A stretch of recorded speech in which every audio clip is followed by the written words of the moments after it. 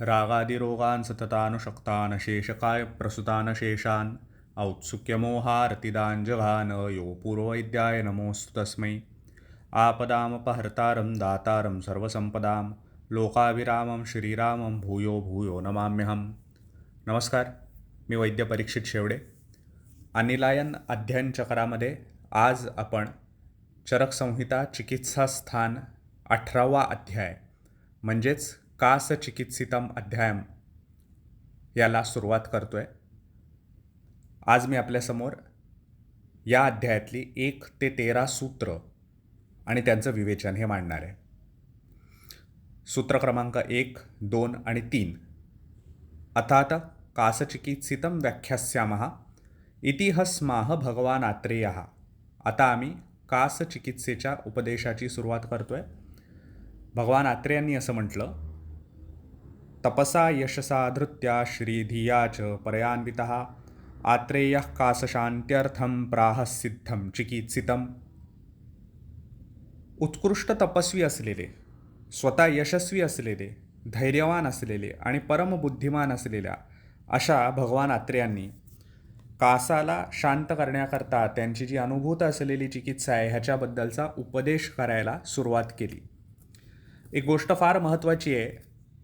इथे आपण लक्षात घेतलं पाहिजे की अन्य अध्यायांमध्ये जसं विचारलं जातं की अग्निवेशाने काही एक प्रश्न उपस्थित केला आणि त्याच्यानंतर मग त्याचं उत्तर स्वरूप आपल्याला पुनर्वसू आत्रेय काहीतरी सांगतायत असं दिसतं. इथे थेट आत्रेयांनी बोलायला सुरुवात केली असं नमूद केलेलं आहे. मात्र टीकेमध्ये आचार्य चक्रपाणी असं म्हणतात की हे जरी आपल्याला असं दिसत असलं तरीसुद्धा थेट त्यांनी बोलायला सुरुवात केली आहे का, तर तसं नाही आहे. तर आधी मुळात त्यांना प्रश्न विचारला गेला हे अध्यरूत आहे आणि त्यानंतर मग त्यांनी बोलायला सुरुवात केली. कारण आपल्या शास्त्रामध्ये आपण जोवर गुरूंना विचारणार नाही तोवर तिथे ते थेट उत्तरं देणं हे त्यांच्याकडून अपेक्षित नाही. चक्रपाणी म्हणतात, नापृष्टा गुरवो वदंती इति न्यायात, न अपृष्टा गुरवो वदंती इति न्यायात. ही गोष्ट थोडीशी विस्ताराने मी याकरता सांगतोय की अनेकदा अनेक विद्यार्थी ज्यावेळेला कोणाकडे तरी क्लिनिकला जातात किंवा कुठल्या तरी अभ्यासाकरता कोणाकडे तरी अप्रोच करतात, त्यावेळेला बरेच विद्यार्थ्यांची एक तक्रार नंतर आढळून येते ती अशी की नाही पण त्यांनी आम्हाला काही सांगितलंच नाही, नाही त्यांनी आम्हाला काही शिकवलंच नाही. तर इथे विद्यार्थ्यांनी ही गोष्ट लक्षात घेणं महत्त्वाचं आहे की ज्याप्रमाणे आपण ज्यांच्याकडे गेलेला आहात त्यांची ही जबाबदारी आहे की आपल्याला त्यांना माहीत असलेल्या ज्ञानाच्या बाबतीमध्ये जितकं परिपूर्ण करता येईल तेवढं करण्याचा प्रयत्न करणं. त्याचप्रमाणे एक विद्यार्थी म्हणून आपली ही जबाबदारी असते की आपण समोरून त्यांना काही एक प्रश्न विचारावेत की ज्याची उत्तरं देण्याच्या दृष्टीने त्यांच्याही दृष्टीने ते सोपं पडेल आणि आपल्या ज्ञानामध्ये अधिक चांगल्या पद्धतीने भर पडेल. कारण हा जो सगळा व्यवहार आहे हा गिव्ह अँड टेकचा असतो, हा वन वे नसतो. आणि म्हणून विद्यार्थ्यांनी आयुर्वेदाच्या ही गोष्ट आवर्जून लक्षात ठेवावी. हे या निमित्ताने फक्त थोडंसं विषयांतर करून सांगतोय. कास या शब्दाची व्याख्या लक्षात घेत असताना आपल्याला कळतं की निरुक्ती 3 प्रकारे केली जाऊ शकते कास या शब्दाची. ज्यातली पहिली आहे कसनात कासहा. कसनात कासहा याचा अर्थ काय तर कसं गतिशातन योहो. इथे जी सामान्य गती अपेक्षित आहे वाताच्या प्रकारांची, त्या गतीला कुठेतरी बाधा पोचते, हानी पोचते आणि त्याच्यामुळे त्या गतीचं हनन झाल्यामुळे किंवा त्यांच्यामध्ये संघर्ष उत्पन्न झाल्यामुळे, त्या गतीला बाधा निर्माण झाल्यामुळे जो व्याधी निर्माण होतो त्याला कास असं म्हटलं जातं. दुसरी निरुक्ती ही केली जाऊ शकते कसती शिरकंठाद ऊर्ध्वं गच्छति वायुरिति कासहा. म्हणजेच काय होतं इथे की शिर कंठ या अवयवांमध्ये ऊर्ध्वस्थानी वायूची गती प्राप्त झालेली आपल्याला जिथे दिसून येते त्यावेळेला त्यालासुद्धा त्या गतीमुळे कास असं सांगितलेलं आहे. म्हणजे पहिल्या याच्यामध्ये जिथे वायूच्या गतीचं हनन झालं, दुसऱ्या गतीमध्ये त्याची विकृत गती निर्माण झालेली आहे. आणि तिसरी निरुक्ती आहे कसनम कासहा. याचा अर्थ इथे कु शब्द ह्याचा वापर करण्यात आलेला आहे या कास या शब्दाच्या निरुक्तीमध्ये. अशा अर्थानुरूप आपण जर का बघितल्या तर त्या व्याधीला स्पष्ट करणाऱ्या 3 निरुक्ती त्याच्या दिसून येतात. आता जर आपण नीट बघितलं तर ह्याच्यामध्ये पुढे काय म्हटलेलं आहे कासचिकित्सेमध्ये, तर सूत्र क्रमांक 4 आपल्याला असं सांगतं, वातादिचास्त्रयो ये च क्षतजः क्षयजास्तथा पंचेते स्यूनृणांकासा वर्धमानः क्षयप्रदाः. 5 प्रकारचे एकूण कासाचे प्रकार सांगितलेले आहेत. वाताजी दोषांनी जे आहेत ते 3, याचा अर्थ वातज, पित्तज आणि कफज असे 3 कास झाले. आणि त्याच्यासोबतच जे सांगितलेलं आहे तो आहे क्षतज आणि क्षयज. या सगळ्यांचं स्पष्टीकरण हे पुढे पुढे येत जाणार आहे आणि ते मान्यवर वक्ते त्या गोष्टी आपल्यासमोर ठेवणार आहेत. म्हणून आजच्या ह्या भागामध्ये आपण ह्याच्यावरती खूप जास्त स्पष्टीकरणात भर देणार नाही आहोत. पण महत्त्वाची गोष्ट जी या सूत्रामध्ये जाणून घेण्याची आहे तो म्हणजे वर्धमानाः क्षयप्रदाः असे जे शब्द वापरलेले आहेत ते अत्यंत महत्त्वाचे आहेत.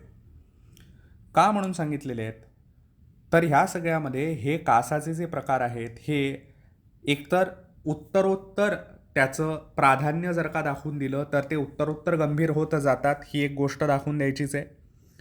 आणि त्याच्यासोबत एक महत्त्वाची असलेली गोष्ट ह्याच्यामध्ये अशी आपल्याला दिसून येते की हे अधिक प्रमाणामध्ये वाढले म्हणजे यांची चिकित्सा व्यवस्थित जर झाली नाही तर हे पुढे जाऊन क्षयाची निर्मिती करू शकतात. प्रतिक्षयात जायते कासा कासात संजायते क्षयः. म्हणजे हे अधिक गंभीर धातूपर्यंत जाऊ शकतात आणि त्याच्यामुळे देहाचा क्षय देखील ते करू शकतात. आणि ह्याच्यात टीकेमध्ये आचार्य चक्रपाणी असं म्हणतात की क्षयप्रदा इति देह क्षयप्रदाः मारका इति यावत किंवा धातु क्षयप्रदाः क्षयजो अपि कासः पुनर्विशिष्ट क्षयप्रदो भवति यथा जरोत्पन्नं रक्तपित्तं पुनर्ज्वरकरं भवति उक्तं हि ज्वरसंतापाद रक्तपित्तमुदीर्यते रक्तपित्तात् ज्वरः इति. आता ही गोष्ट संप्राप्तीच्या दृष्टीने जाणून घेणं हे अतिशय महत्त्वाचं आहे की ज्याप्रमाणे देह क्षयप्रद असं सांगितलेलं आहे त्याचप्रमाणे धातू क्षयप्रद असं देखील सांगितलेलं आहे कासांच्या बाबतीत. म्हणजेच आपल्याला आज जे कास वेगवेगळ्या प्रकारचे दिसतात क्षतज आणि क्षयज ह्या बाबतीमध्ये एक आवर्जून उल्लेख करण्यासारखी गोष्ट मला अशी वाटते की पोस्ट कोविड कॉम्प्लिकेशन या स्वरूपामध्ये ज्यांना फायब्रोसिससारख्या कंडिशन्स झालेल्या आहेत पल्मनरी फायब्रोसिसला त्यांच्यामध्ये आपल्याला हे अवश्यंभावी दिसणारं लक्षण आहे ते कास. आणि तो कास दिसत असताना तो देखील धातू क्षयप्रद आहे हे लक्षात घेऊन तिथे उरक्षत किंवा क्षतक्षीण किंवा क्षय याची चिकित्सा सूत्र लक्षात घेऊन ज्यावेळेला आपण चिकित्सा देतो त्यावेळेलाच तिथे योग्य फळं आपल्याला मिळतात. आणि त्या दृष्टीने क्लिनिकली महत्त्वाची असलेली गोष्ट ही आहे की तिथे धातूंचा देखील क्षय होतो ही गोष्ट लक्षात ठेवायची. आणि म्हणून भ्रूमणाचा विचार एक बॅक ऑफ द माइंड आपल्या असला पाहिजे. एक दुसरी गोष्ट त्याचप्रमाणे क्षयामुळे निर्माण झालेला जो कास आहे किंवा राजक्ष्म्यामध्येही लक्षण म्हणून जो कास आलेला आहे त्याच्यातही विशेषतः असं सांगितलेलं आहे की हा 2 वे पाथ आहे. याचा अर्थ काय की त्याच्यापुढे नंतर पुन्हा एकदा यक्ष्म्याची निर्मिती होऊ शकते. म्हणजे आधी यक्ष्म्यामुळे कासाची निर्मिती झाली आहे परत कासामुळे यक्ष्म्याची निर्मिती होऊ शकते. आणि याचं दृष्टांत देत असताना दिलेलं आहे दुसरंच उदाहरण की ज्याप्रमाणे ज्वरानंतर जर रक्तपित्त निर्माण झालं तर त्या रक्तपित्तातून पुन्हा ज्वराची निर्मिती होते. प्रत्यक्ष प्रॅक्टिसमध्ये आपल्याला ह्या गोष्टी अगदी वारंवार दिसत असतात. आपण ज्याला सिस्टमिक इन्व्हॉल्वमेंट्स असं म्हणत असतो किंवा सिस्टमिक कॉम्प्लिकेशन्स म्हणत असतो त्याच्या दृष्टीने अतिशय महत्त्वाचा असलेला असा हा भाग आहे की जो आचार्यांनी इथे स्पष्ट केलेला आहे. आणि तो आपण कायमस्वरूपी आपल्या डोक्यामध्ये ठेवणं गरजेचं आहे की याचाच अर्थ जे आपल्याला सातत्याने क्रियाकालम न हापयेत ह्याच्यासारखी जी सूत्र येतात अनेकदा रुग्ण आपल्याला सांगतो की काही नाही खोकला झाला होता मग काहीतरी घरगुती उपाय केले मग त्याने बरा नाही झाला मग त्याच्यानंतर मग आम्ही कुठेतरी कोणीतरी सांगितलं म्हणून काही कफ सिरप घेतले मग त्यांनी बरा नाही झाला. मग असं होता होता मग आम्ही पल्मनॉलॉजिस्टकडेच जाऊन आलो मग त्यांनी काही औषधं दिलेली आहेत मॉन्टेलुकाससारख्या काही टॅबलेट्स आपल्या दिसून येतात विशेषतः त्यांनी बरा नाही झाला म्हणून मग आता आम्ही तुमच्याकडे आलेलो आहे. त्यावेळेला आपण ही गोष्टही लक्षात ठेवणं गरजेचं आहे की हा जो सगळा वेळ गेलेला आहे याच्यामध्ये सुद्धा वातवृद्धी होणार आहे याच्यामध्ये सुद्धा धातुक्षय होणार आहे ह्याच्यामध्ये सुद्धा देह क्षयप्रद असलेला तो कास असणार आहे. आणि म्हणून आपल्याला औषधींची उपाययोजना करत असताना ॲट आवर टोज अशी करावी लागते. तिथे आपण अच्छा खोकला आहे का बघून घेऊ अशा पद्धतीने ती करून चालत नाही. ही गोष्ट आजच्या प्रॅक्टिसमध्ये अतिशय महत्त्वाची असलेली आहे. सूत्र क्रमांक 5 पूर्वरूपं भवत्येषां शूकपूर्णगलास्यता कंठे कंडुश्च भोज्यानाम अवरोधश्च जायते. पूर्वरूप ह्या कासाची काय काय सांगितलेली आहेत तर शूकपूर्ण गलास्यता. आचार्य चक्रपाणी म्हणतात शुकैः इव पूर्ण शुकपूर्ण गलम आस्यं च यस्य तस्य भावः शूकपूर्ण गलास्यता. म्हणजे जणू काही काटे किंवा खिळे असे आपल्या घशामध्ये बोचतायत, तोंडामध्ये लागतायत, अशा पद्धतीने असलेलं जे एक भावना असते. आपल्याला माहिती आहे की साधारण खोकला झाल्यावर किंवा होण्याच्या आधीसुद्धा अशा पद्धतीची एक भावना दिसून येते. पुढचंच लक्षण जे सांगितलेलं आहे ते कंठे कंडू, म्हणजे आजकालच्या जाहिरातींच्या परिभाषेमध्ये गले में खिचखिच थोडक्यात. तर हे लक्षण आपल्याला प्राधान्याने दिसून येतं. साधारणपणे अनेकांना सर्दी झाल्यावरतीच ते लक्षण दिसायला सुरू होतं आणि हे पूर्वरूप आहे कासाचं, हे निष्णात वैद्याने आधीच समजून घेतलं पाहिजे. त्यामुळे सर्दी झाली आहे म्हणून पेशंट जरी आपल्याकडे आला तरी तो प्रतिशयाचा रुग्ण हा आत्ताला कासाची देखील पूर्वरूपं दाखवतोय हे जाणून घेऊन त्या पद्धतीची उपाययोजना करणं. आयुर्वेदाचं सौंदर्य, आयुर्वेदाचं वैशिष्ट्य हेच आहे आणि म्हणून आयुर्वेदाचा प्रत्येक वैद्य हा एका पद्धतीने सुपर स्पेशलिस्ट असतो, लक्षात घ्या. कारण पुढे काय घडेल हे आपल्याला आयुर्वेद हे सांगत असतो. मग ते पूर्वरूपांपासून चालू करून ते अगदी उपद्रवांपर्यंतचा जो प्रवास आहे हा सगळा आपल्याला त्या वैद्यांना आयुर्वेदाने पुरेपूर ग्रंथांनी माहिती देऊन ठेवली असते की ह्या रुग्णाची वाटचाल कुठे चाललेली आहे. त्या दृष्टीने ते महत्त्वाचं आहे. प्रश्न इतकाच आहे की आपण तितक्या गांभीर्याने ग्रंथ अभ्यासतो का, आणि अभ्यासत असू तर ते केवळ पोथी पडा मुआ न कोई पंडित होय तसं तर होत नाही ना आपलं, आणि त्यामुळे ते प्रॅक्टिकली आपण इम्प्लिमेंट करतोय का नाही हे पण महत्त्वाचं आहे. भोज्यानाम अवरोधश्च जायते. आता हा भोज्यानाम अवरोध हा जो शब्द वापरला आहे त्याचंही स्पष्टीकरण फार वैशिष्ट्यपूर्ण देत आहेत चक्रपाणी. त्यांनी म्हटलेलं आहे की भोज्यानाम अवरोध हा अरुचिही अशक्तिर्वा अभ्यवरणे. याचा अर्थ दोन प्रकारे आपल्याला हा भोज्यानाम अवरोध बघायचा आहे. एक गोष्ट अरुचीच, म्हणजे अन्नावरची वासनाच उडालेली आहे असा असलेला एक त्याचा अर्थ आहे. आणि नाहीतर दुसरा अर्थ असा आहे की भूक तर लागली आहे, जेव्हा असं तर वाटतंय, पण गिळता येत नाही आहे व्यवस्थित. तर ही अशक्तीर अभ्यवरणे जी आहे ती काही रुग्णांमध्ये आपल्याला दिसून येते. आता इथून पुढचं जे सूत्र आहेत, सूत्र क्रमांक 6, 7 आणि 8, याच्यामध्ये आचार्यांनी एकूण जी संप्राप्ती आहे कास या व्याधीची याच्याबद्दल माहिती दिल्याचं आपल्याला दिसून येतं. सूत्र क्रमांक 6, अधप्रतिहतो वायुर ऊर्ध्वस्रोतसमाश्रितः उदानभावमापन्नः कंठे सक्तस्तथोरसी आविश्य शिरसखानी सर्वाणी प्रतिपूरयन् आबज्जन्नाक्षिपन्देहे हनुमन्ये तथाक्षिणी नेत्रे पृष्ठमुरपार्श्वे निर्भृज्य स्तंभस्ततः शुष्को वा सकपो वापि कसनात् कास उच्यते. आता याच्यामध्ये जी संप्राप्ती सांगितलेली आहे ती कशा पद्धतीने सांगितली आहे तर अधप्रतिहतो वायू, ज्या वायूची गती ही ऊर्ध्वापासून अधो अशा पद्धतीने म्हणजेच अनुलोम गती आहे असा असलेला वायू म्हणजेच प्राधान्याने प्राण, ह्या प्राणवायूची जी सामान्य असलेली गती आहे त्याच्यामध्ये एक प्रकारचा अडथळा जो निर्माण होतो, त्यानंतर तो काय होतो की तो वरच्या बाजूनी प्रवास करायला सुरुवात करतो. आता ते झाल्यावरती काय होतं तर ऊर्ध्व स्वतः समाश्रित हा उदान भावमापन्न. उदान भावमापन्न म्हणजे काय तर उदानाची प्राकृत गती जी आहे ती त्याने तो स्वतःकडे खेचण्याचा प्रयत्न करतो, त्याच्यामध्ये मिसळण्याचा प्रयत्न करतो. उदानाची गती काय आहे, उदानाची गती ही प्रतिलोम आहे, वरून खालून वरच्या दिशेने अशी असलेली आहे, प्रतिलोम.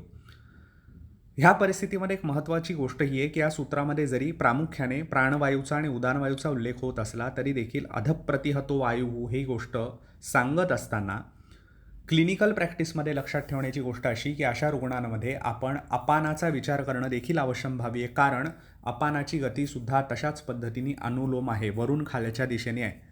आणि अपानाच्या गतीमध्ये सुद्धा अडथळा ज्या वेळेला निर्माण होतो त्यावेळेला उदावरतासारख्या व्याधींमध्ये आपल्याला असं दिसतं की रुग्णाचा इतिहास थोडा खोदून जर का बघितला तर तो कुठल्या ना कुठल्या पद्धतीने तरी वेगधारणाचा असलेला दिसून येतो किंवा मलावष्टंभ स्वरूप दिसून येतो.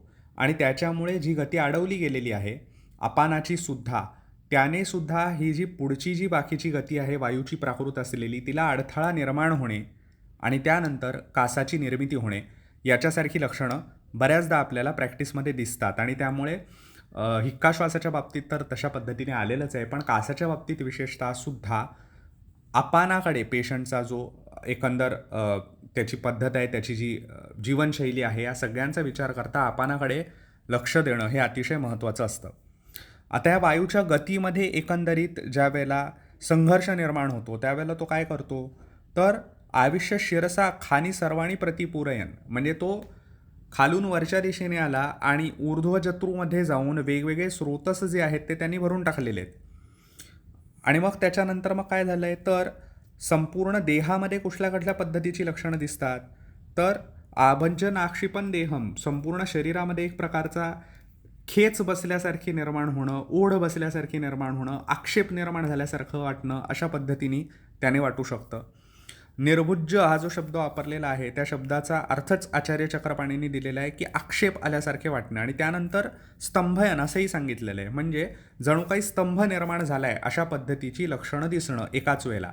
आता खोकताना आपल्याला माहिती आहे, साधारणपणे आपण जर का खोकतानाच्या एकंदर बॉडी पॉश्चरचा विचार केला तर आधी तो पुढे वाकणे, खोकणे, त्याच्यानंतर परत तो ताठ होणे, एकंदरीत त्याचं स्ट्रक्चर पूर्ण पद्धतीने त्याच्यात खेच बसणे, ह्याच्या सारखी लक्षणे आपल्याला दिसतात. त्यामुळे ते प्रत्यक्षात दिसतं तेवढंच फक्त नोट डाऊन करून आपल्याला आचार्यांनी इथे सांगितलेलं प्राधान्याने दिसून येतं. आणि त्याच पद्धतीने महत्त्वाची असलेली गोष्ट याच्यामध्ये काय आहे तर कसनात कास उच्चते, हे जे मगाशी जो मी उल्लेख केला होता निरोक्तीचा, तो या सूत्रामध्ये इथे येऊन गेलेला आहे. सूत्र क्रमांक 9. प्रतिघात विशेषेण तस्य वायो सरंहसः वेदना शब्दवैशिष्ट्यं कासानामुपजायते. क्लिनिकली अतिशय महत्त्वाचं असलेलं सूत्र याही दृष्टीने की अनेकदा जो आयुर्वेदाच्या बाबतीमध्ये आक्षेप घेतला जातो की आयुर्वेदाच्या काळामध्ये कुठे स्टेथोस्कोप होता, आयुर्वेदाच्या काळामध्ये कुठे काय मशिनरीची प्रगती झाली होती, तेव्हा कुठे मायक्रोस्कोप होते, वगैरे वगैरे वगैरे. तर अशा प्रसंगांमध्ये आयुर्वेदाच्या विद्यार्थ्यांनी विशेषतः ही लक्षात ठेवण्यासारखी गोष्ट आहे की चार्वाकांची ही वचनं ऐकायला जरी छान वाटत असले, होय सगळे आजच्या काळातले चार्वाकच आहेत अशा पद्धतीने बुद्धिवाद तथाकथित मांडणारे, पण आपण थोडासा तिथे बुद्धीचा वापर केला आणि ग्रंथांचा नीट अभ्यास केला तर आपल्याला असं दिसतं की या सूत्रामध्ये जसं ते स्पष्ट सांगतात की प्रतिघात विशेषेण तस्य वायो सरंहसः, याचा अर्थ काय आहे तर चक्रपाणींची टीका बघताना आपल्याला असं ते सांगताना दिसतात की एवं सामान्य उक्तस्य कासस्य भेदम हेतुवाह प्रतिघात इत्यादी प्रतिघात इत्यावर्णम सच कफादी सरंहसः सवेगस्य. आता हे वेदना शब्द वैशिष्ट्यम कासानाम उपजायते ह्याचा अर्थ काय आहे तर हे आवरण कोणाचं आहे, ह्याचा अर्थ कुठल्या कुठल्या दोषाची इन्व्हॉल्वमेंट आहे. त्याप्रमाणे आज जर का आपण बघायचं झालं तर एखादा वातज कास आहे का, पित्तज आहे का, कफज आहे, ही गोष्ट ज्याप्रमाणे त्यांनी बाहेर सांगितलेली आहेत पुढच्या सूत्रांमध्येच त्याची स्पष्टीकरणंसुद्धा येतील, तशा पद्धतीची ती इन्व्हॉल्वमेंट आपल्याला बाहेरूनही दिसते, हे झालंच. पण त्याचसोबत आजच्या पद्धतीनुसार एका सोफेस्टिकेटेड वे ऑफ प्रॅक्टिसनुसार आजचे वैद्य आपण सगळे जे स्टेथोस्कोपही घेऊन बसतो ते स्टेथोनी चेक करत असतानासुद्धा जिथे आपण आज वीज किंवा क्रेप्ससारखे शब्द वापरतोय तर हे नेमकं कुठल्या दोषाबद्दल सांगतायत ह्याच्याहीकडे लक्ष देणं हे अतिशय महत्त्वाचं आहे. आणि त्यामुळे आपल्याला जो स्वर जाणवतो आहे कानामध्ये त्याला केवळ विजिंग किंवा क्रेपिटससारख्या टर्मिनॉलॉजीमध्ये मांडण्यापेक्षा आपल्याला तो वृक्ष वाटतोय का तो आपल्याला कफ साचल्यासारखा वाटतो आहे, या परिभाषेमध्ये जर का आपण आपलाही विचार केला आणि रुग्णांच्या समोर ते बोलायलाही सुरुवात केली तर मला असं वाटतं की ते सर्वार्थाने उपयुक्त पडतं आपल्या स्वतःच्या अभ्यासाकरता, निदानाकरता सुद्धा. आणि त्याच्याचसोबत रुग्णांचं देखील त्यांना देखील एक आकलन होण्याकरता, कारण आपले रुग्ण अतिशय बारकाईने आपण काय करतोय हे बघत असतात, आपण काय सांगतोय ते नीट ऐकत असतात आणि त्यामुळे आपली खूप मोठी जबाबदारी आहे की आपण त्या बाबतीमध्ये काळजीपूर्वक ही गोष्ट सांगावी. पण विशेषतः आयुर्वेदाच्या विद्यार्थ्यांना किंवा नववैद्यांना सांगण्याचा मुद्दा हाच आहे की ज्यावेळेला आपण संहिता नीट अभ्यासतो, धुंडाळतो, त्यावेळेला आपल्याला कळतं की अच्छा त्यांनी असं म्हटलेलंच आहे की कुठले दोषांची इन्व्हॉल्वमेंट आहे त्याच्यानुसार आपल्याला वेदना शब्द विशेष दिसणार आहेत. मग ज्यावेळेला स्टेथोस्कोप नव्हता तर मग त्यावेळेला त्यांनी कसं ओळखलं, आता कोणी सांगावं येणाऱ्या वर्षांमध्ये त्यावेळेला स्टेथोस्कोप देखील होता असं सुद्धा समोर आलं तर आपल्याला आश्चर्य वाटण्याची गरज नाही. पण जोवर पाश्चात्य जगातही स्टेथोस्कोपचा उदय झालेला नव्हता तिथपर्यंत काही छाती चेक केलीच जात नव्हती असं नाही आहे. आजसुद्धा लहान मुलांच्या बाबतीमध्ये आपण बघतोच की त्यांचे आईवडील सांगतात नाही छातीत फार कफ भरला आहे, छाती वाजल्याचा आवाजच येतो आहे. याचाच अर्थ तो वाताचा आहे का कफाचा आहे एवढं तरी प्रिडॉमिनंटली आपल्याला तिथे स्पष्ट होतं नुसत्या कानांनी सुद्धा. तर सांगण्याचा मुद्दा इतकाच आहे की डायग्नॉसिसचे टूल्स जे आहेत त्याच्यामध्ये प्रत्यक्ष प्रमाणाचं एक्सटेन्शन म्हणून भर पडू शकते, पण आपण विचार करत असताना त्याच्याशिवाय देखील विचार करणं हा मिनिमलिस्टिक अप्रोच हा आजसुद्धा आपल्याला उपयुक्त ठरणारा असतो, इतकंच. आता इथून पुढे जी सूत्र सांगितलेली आहेत, चारही सूत्र ही वातज कासाबद्दल आलेली सूत्र आहेत. सूत्र क्रमांक 10. वृक्षशीतकषायाल्पप्रमितानशनं श्रियः वेगधारणमायासो वातकासप्रवर्तकाः. वातज कासाचे असलेले हेतू कुठले कुठले आहेत याचं वर्णन करत असताना आचार्य सांगतायत की वृक्ष, शीत, कषाय ह्या गुणांनी युक्त असलेलं भोजन हे सातत्याने घेत राहणं, अल्प, प्रमिताशन हे दोन्ही असलेल्या गोष्टी, अल्पाशन देखील म्हणजे गरजेपेक्षा कमी खाणे, प्रमिताशनाचा देखील उल्लेख झालेला आहे. याचा अर्थ 1 किंवा 2च रसांचा सातत्याने अभ्यास करत राहणे. आपल्याकडे षड्रसयुक्त आहार असावा अशी जी अपेक्षा आहे ती अपेक्षा पूर्ण न करता जर का सातत्याने 1-2च रसांचं सेवन केलं जात असेल, विशेषतः क्लिनिकल प्रॅक्टिसमध्ये आज आपल्याला दिसतं असं की अनेक लहान मुलांच्या बाबतीमध्ये तो ही भाजी खातच नाही हो, तो ती भाजी खातच नाही हो असं सांगून कुठल्या भाज्या खातो ह्याचं उत्तर फार फार तर बटाटा एवढंच मिळालेलं आपल्याला दिसतं. आणि त्यामुळे ही गोष्ट महत्त्वाची आहे की कुठल्या रसांचा अभ्यास केला जातो आहे, जर तो देखील व्यवस्थित केला जात नसेल तर आपल्याला ते वातज कासाच्या संप्राप्तीकडे घेऊन जाताना दिसून येतं. याच्याशिवाय आपण ह्या सगळ्या गोष्टी जर का एकत्रितपणे विचार केला तर आपल्याला असं लक्षात येईल की सध्याला जे कॉर्पोरेट कल्चर बळावलेलं आहे, ह्या वेगवेगळ्या कंपन्यांमध्ये त्यांच्या ऑफिसेसमध्ये AC मध्ये बसून कामं करणारे जे लोक आहेत, तर एकतर तो शीत असलेलं एकंदरीत वातावरण त्याच्यामध्ये बसून काम, वृक्ष ते असतंच आणि म्हणून आपल्याला माहिती आहे की अनेकदा AC मध्ये बसल्यावरती डिहायड्रेशन कधी होतं आहे हे कळतसुद्धा नाही, कारण ते प्रत्यक्षात वृक्ष असतं जरी शीत असलं तरीसुद्धा. त्याच्यासोबत अनेकदा जेवणाच्या वेळा ह्या लोकांच्या टळून जात असतात. कित्येकदा मंचिंग या नावाखाली कषाय रसात्मक असलेल्या किंवा कटुतिक्त रसात्मक असलेल्या किंवा त्याच्यातही वृक्ष असलेल्या अशा गोष्टी खाल्ल्या जातात, किंवा let me just grab 1 bite असं म्हणून एखाद्या सँडविचचा लचका फक्त तोडणं एवढं देखील घडत असतं. या सगळ्या गोष्टी देखील ह्या वातज कासाची डोकेदुखी वाढवणाऱ्या असू शकतात. ही गोष्ट वैद्यांनी लक्षात घेणं महत्त्वाचं आहे आणि म्हणून प्रत्येक रुग्णाची प्रॉपर हिस्ट्री टेकिंग हा अतिशय महत्त्वाचा असलेला भाग आहे, हे नववैद्यांनी लक्षात ठेवावं. त्याच्यासोबत अतिप्रमाणामध्ये स्त्रीसंग जो आहे तो देखील वातज कासाचा हेतू सांगितलेला आहे. वेगधारण, आता हा वेगधारण हा विषय देखील मी आत्ता म्हटलं त्या कॉर्पोरेट ऑफिसेसमध्येही आला, ज्यांचे स्वतःचे व्यवसाय आहेत अशाही बाबतीमध्ये आला, आणि कित्येक जणं त्यांना लक्षातच येत नसतं की त्याचं महत्त्व काय आहे म्हणूनही वेगधारण करत असतात. तर त्यामुळे तिथेही आपल्याला त्यांना त्याची जाणीव करून देणं हे अत्यंत महत्त्वाचं असतं. आपल्याला जेवढं शक्य आहे त्याच्यापेक्षा जास्त कष्ट उचलणं, याचा अर्थ थोडक्यात साहस करणं, तो जो आयास हा शब्द आहे हा त्या दृष्टीने देखील महत्त्वाचा आहे की त्यामुळे तशाही पद्धतीचे एकंदर भाग हे ज्यांच्या आयुष्यामध्ये दिसून येतात. साहसाने देखील आपल्याला माहिती आहे की एकतर क्षयाला क्षत होण्याला देखील त्याला वाव मिळतो आणि त्याच्याच बरोबरीने अत्यधिक प्रमाणामध्ये वातप्रकोप होत असतो. तर हे सगळे हेतू सांगितलेले आहेत ते वातज कासाचे आपल्याला सांगितले. हेतू प्रत्येक व्याधीचे सांगत असताना एक गोष्ट फार महत्त्वाची असते जी आपण अनेकदा दुर्लक्षित ठेवतो, की जरी आपल्याला सामान्यच दिसणारे हेतू प्रत्येक ठिकाणी येत असलेले दिसले तरीसुद्धा त्याच्यातही आपण खोलवर जेव्हा उतरतो त्यावेळेला त्या हेतूंचा संबंध हा कायम संप्राप्तीच्या सूत्रांशी लावणं हे महत्त्वाचं आहे. आणि त्यामुळे ज्यावेळेला मी वृक्ष, शीत आणि कषाय ह्या गोष्टींचा उल्लेख या 10व्या सूत्रात करतो त्यावेळेला ह्या सगळ्या गोष्टी ह्या बद्ध वातविणमूत्र कर आहेत आणि त्याच्यामुळे ते अधप्रतिहतो वायू जो मगाशी उल्लेख झाला त्याच्यामध्ये भर टाकणाऱ्या आहेत. हे कनेक्टिंग डॉट्स जे असतात संहितेतले किंवा रिडिंग बिटवीन द लाईन्स असतात त्या जोडणं, त्या वाचता येणं हे आयुर्वेदाचा विद्यार्थी म्हणून फार महत्त्वाची गोष्ट आहे. तर साकल्याने संहिता समजायला आपल्याला मदत होते. सूत्र क्रमांक 11.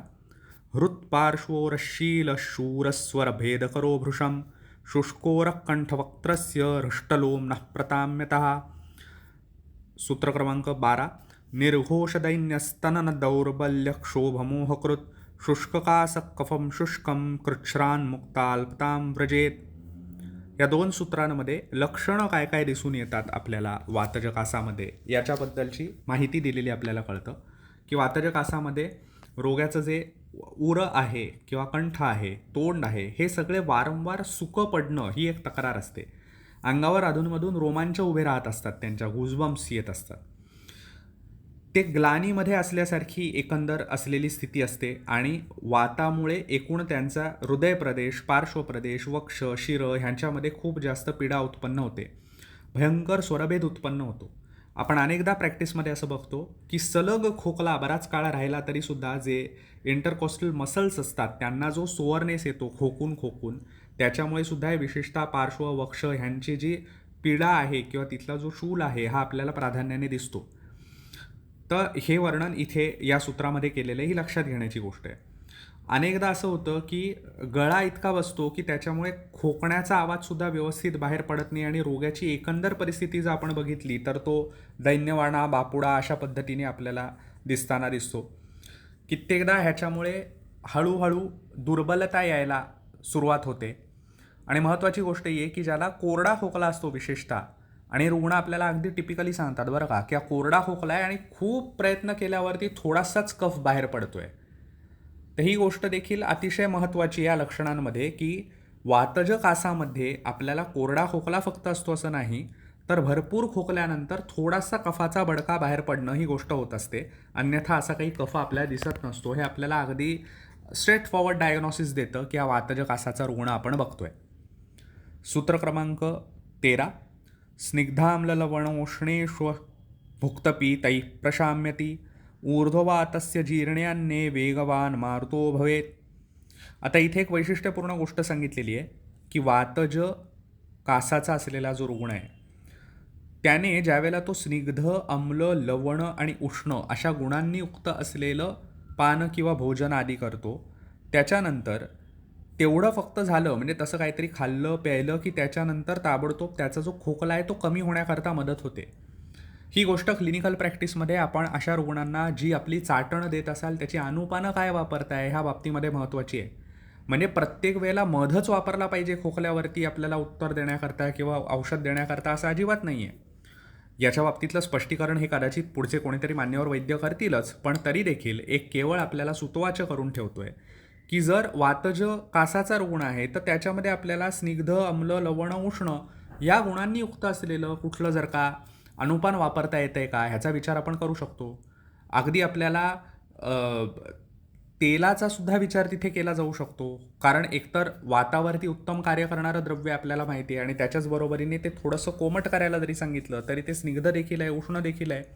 अम्ल, लवण ही त्याच्यामध्ये असलेली द्रव्य देखील असू शकतात जी आपण घालता येते, किंवा त्याच्यामध्ये थोडंसं सैंधव घालायला सांगितलं तरीसुद्धा चालू शकतो. तर ह्याचा वापर अनुपान म्हणून जर का केला तर अधिक लवकर आपल्याला रिझल्ट्स मिळतात आणि सबघोडे 12% अशा पद्धतीने आयुर्वेदीय चिकित्सा चालत नाही असं जे आपण नेहमी म्हणत असतो. म्हणजे काय तर म्हणजे हे आहे. तर ह्याचा विचार करणं गरजेचं आहे. त्याच्यासोबत पुढचं जे सूत्र सांगितलं ज्यात सांगितलं की ज्यांच्यामध्ये ऊर्ध्ववाताची लक्षणं व्यक्त झालेली आहेत अशा रुग्णांमध्ये जीर्णे अन्ने वेगवान मारुतो भवेत. त्यांच्यामध्ये अन्न जीर्ण झाल्यावरती हा कासाचा वेग वाढताना दिसून येतो. आता परत आपल्या डोक्यात अवस्थापाक ही गोष्ट तातडीने आली पाहिजे.